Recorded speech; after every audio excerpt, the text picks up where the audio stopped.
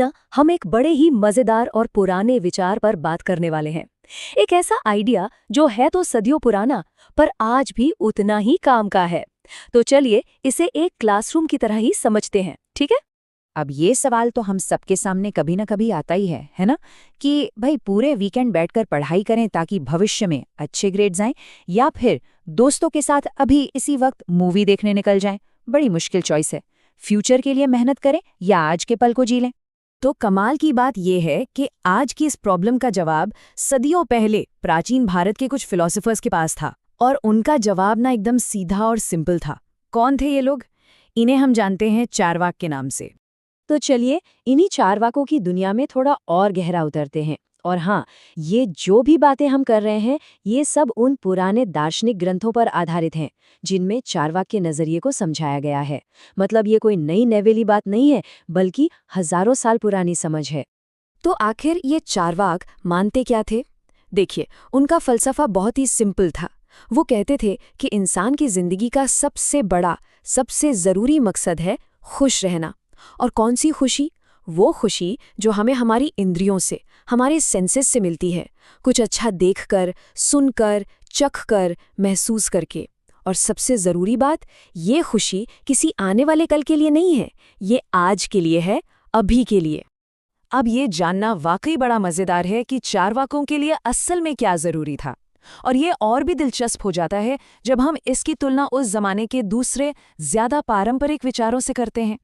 देखिए, जो traditional Indian philosophy है उसमें जिंदगी के 4 गोल बताए गए हैं: धर्म, अर्थ, काम और मोक्ष। लेकिन चारवाक आए और उन्होंने कहा, एक मिनट रुको। उन्होंने धर्म और मोक्ष को लिस्ट से ही हटा दिया। बोले इनकी जरूरत नहीं है। उनके लिए बस 2 चीजें मैटर करती थीं। पहला, काम मतलब प्लेजर, सुख, ये जिंदगी का असली फाइनल गोल है। और दूसरा, अर्थ मतलब पैसा या दौलत। लेकिन वो भी क्यों? क्योंकि वो उस सुख को पाने का एक जरिया है, एक टूल है। और उनका एक बड़ा सीधा साधा तर्क था। वो कहते थे कि दुख के भय से सुख को त्यागना मूर्खता है। मतलब सिर्फ इसलिए कि आगे चलकर कोई तकलीफ हो सकती है, उस डर से आज की खुशी को छोड़ देना, ये तो सरासर बेवकूफ़ी है। इसे ना आज के ज़माने में सोचकर देखिए। ये तो बिल्कुल ऐसा हुआ कि आपके सामने एक बहुत ही बढ़िया पिज्ज़ा रखा हो और आप उसे खाने से सिर्फ इसलिए मना कर दें क्योंकि यार बाद में बर्तन कौन धोएगा। चारवाक होते तो कहते, अरे भाई पिज्ज़ा खाओ, बर्तनों का बाद में देख लेंगे। अब जाहिर सी बात है, जब कोई इतना अलग सोचेगा तो सब लोग उससे सहमत तो नहीं होंगे। उस दौर के दूसरे फिलोसोफर्स ने चारवाक की सोच की बहुत आलोचना की। तो चलिए एक अच्छी क्लासरूम डिबेट की तरह अब दूसरे पक्ष की दलीलें भी सुन लेते हैं। तो जो ब्राह्मण, जैन और बौद्ध विचारक थे, उन्होंने चारवाक की फिलॉसफी को सिरे से नकार दिया। उनकी शिकायतें क्या क्या थीं? पहली, कि ये लोग वेदों को नहीं मानते। दूसरी, ये ईश्वर और आत्मा के होने पे ही सवाल उठाते थे। तीसरी, ये पूजा पाठ और सारे धार्मिक रीति रिवाजों को बेकार बताते थे। कुल मिलाकर उनका कहना था कि ये चारवाक दर्शन तो लोगों को सिर्फ दुनियादारी और मटीरियलिस्टिक बना रहा है। लेकिन क्या चारवाक फिलॉसफी का मतलब सिर्फ खाओ पियो मौज करो था? शायद नहीं। कहानी में एक ट्विस्ट है। इस सोच का एक और जरा गहरा पहलू भी है। ये बहुत ही इंटरेस्टिंग है। देखिए, चारवाक फिलॉसफी में ही एक और सोच थी जिसे कुछ लोग एजुकेटेड चारवाक कहते हैं। उनका मानना था कि हाँ, सेंसेस से मिलने वाली खुशी यानी इंद्रियों का सुख तो जरूरी है। ये हुआ स्टेप 1। लेकिन असली मजा तो स्मार्ट अपग्रेड में है। मतलब अपने दिमाग का इस्तेमाल करो।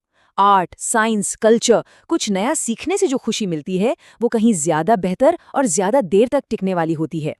और यही उनका असली गोल था, एक ज्यादा रिफाइंड, ज्यादा इंटेलिजेंट और लंबे समय तक चलने वाली खुशी पाना।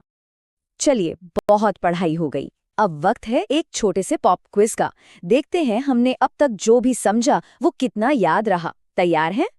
पहला सवाल स्क्रीन पर है। जरा सोचिए, चारवाक फिलॉसफी के हिसाब से जिंदगी का सबसे जरूरी गोल क्या है? और सही जवाब है काम, यानी कि प्लेजर या सुख, वो खुशी जो हम अपनी इंद्रियों के जरिए महसूस करते हैं। ओके, अगला सवाल। ये थोड़ा ट्रिकी हो सकता है। सही या गलत? चारवाक फिलॉसफी का मतलब सिर्फ खाने पीने और मौज मस्ती करना है। क्या ये बात सही है? और इसका जवाब है गलत, बिल्कुल गलत। जैसा कि हमने अभी अभी बात की, एजुकेटेड चारवाक सोच में दिमाग, आर्ट और कल्चर से मिलने वाली खुशी को भी बहुत वैल्यू दी जाती थी, ताकि खुशी और भी बेहतर और गहरी हो सके।